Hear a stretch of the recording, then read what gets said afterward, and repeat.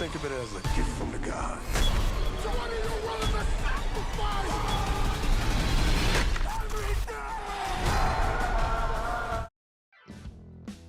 조던 필 감독이 제작에 참여한 신작 스포츠 공포영화 힘이 11월 26일에 개봉했습니다. 미식 축구와 고어를 접목시켰다는 점은 신선하지만 먼저 개봉한 북미에서 그닥 좋은 평을 받진 못했는데 과연 어땠는지 후기 바로 시작해보겠습니다.